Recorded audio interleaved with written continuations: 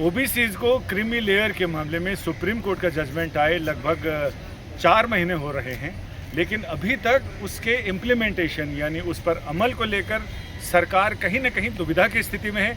क्योंकि सरकार के बयान अलग अलग डिपार्टमेंट के बयान अलग हैं, सुप्रीम कोर्ट का बयान अलग है। तो ऐसे में सरकार ने एक हलफनामा दाखिल किया है सुप्रीम कोर्ट में, जिसमें ये कहा है कि सुप्रीम कोर्ट के ऑर्डर को इम्प्लीमेंट करने में सरकार के आगे बहुत सारी दुविधाएं और दुश्वारियां हैं। क्या क्या दुश्वारियां हैं? याचिकाकर्ता के वकील हमारे साथ हैं वरुण ठाकुर। वरुण जी, सरकार एक तरफ तो कह रही है, कहीं पर ये बयान देती है कि हम इसको इम्प्लीमेंट कर रहे हैं, दूसरी तरफ ये कह रही है कि हमारे को इसमें मुश्किलें हैं। क्या क्या मुश्किलें सरकार ने अपने हलफनामे में दिखाई हैं? सर, मैं पहले तो आपको मैटर का थोड़ा सा ब्रीफ कर दूं कि ये मैटर है क्या। मैटर है क्रीमी लेयर को। After Indira Sawhney supreme court ने डायरेक्शन दिया था सेंट्रल गवर्नमेंट को कि आप क्रीमी लेयर का कैसे क्राइटेरिया बनाएंगे। उसको लेके कमेटी कॉन्स्टिट्यूट हुई और एक कमेटी ने डायरेक्शंस दिए, उस हिसाब से चल रहा था। और जो पोस्ट के हिसाब से क्रीमी लेयर को डिफाइन किया था, गजेटेड पोस्ट, क्लास 1 पोस्ट और कॉन्स्टिट्यूशनल पोस्ट को क्रीमी लेयर में काउंट किया था। मगर जो क्लास 2 और अदर एम्प्लॉई हैं उनकी सैलरी काउंट करने से मना कर दिया था। मगर ये विसंगति थी पीएसयूज़ में। पीएसयू लाइक यूनिवर्सिटीज़ हैं, आपके एनटीपीसी हैं, जो भी गवर्नमेंट जो सेक्टर्स हैं, इसमें को लेके कोई क्लैरिफिकेशन नहीं था। उसको लेके गवर्नमेंट को इक्विवेलेंट करना था, वो इक्विवेलेंट आज तक नहीं हुआ।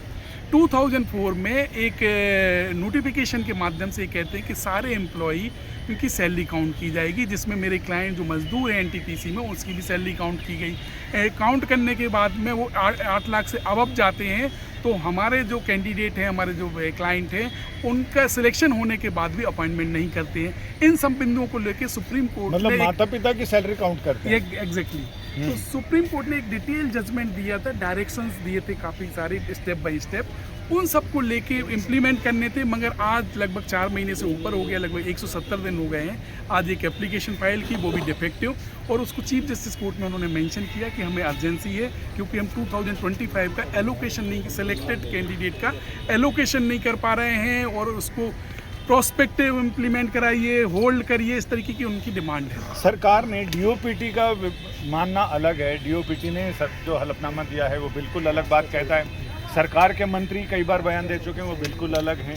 यानी अब आपस में एक दूसरे में तालमेल नहीं है क्या? इसमें होम मिनिस्टर साहब तो हमेशा ये कहते हैं कि हम लोग जो ओबीसी वाले अभ्यर्थी हैं, ऐसे कैंडिडेट हैं, उनकी हम सैलरी काउंट नहीं करते। उनकी काफ़ी सारी स्पीच हैं, और कॉन्ट्रेरी यहाँ पे एफिडेविट फाइल किए जा रहे हैं कि काउंट करेंगे। सरकार ने अपने एफिडेविट में ये भी कहा है कि उन लोगों की सैलरी काउंट करने को लेकर अलग मतलब अगर हम इस पे अमल करते हैं सुप्रीम कोर्ट के ऑर्डर पे, तो बाकी अन्य विभागों में भी समस्या बढ़ जाएगी जहां समस्या नहीं है। नहीं, अन्य विभागों में समस्या कुछ भी नहीं है। सारी जगह इसी सर्टिफिकेट के माध्यम से सिलेक्शन हो रहे हैं, अपॉइंटमेंट हो रहे हैं। सिर्फ यूपीएससी में ये प्रॉब्लम आई थी, विसंगति है, बाकी किसी भी चीज़ में कहीं विसंगति नहीं है। तो इस सब को लेके आज सरकार के द्वारा जो आई है, फाइल की गई, ये दुर्भाग्यजनक है। फिर वो टाइम मांग रहे हैं, और बच्चे सिलेक्टेड कैंडिडेट हैं जो वो काफ़ी लंबे समय से इंतज़ार कर रहे हैं। कुछ तो 2016 से कर रहे हैं। लगभग 50 और 100 के बीच में लोग होंगे जिनके सिलेक्शन हो रखे हैं, उनके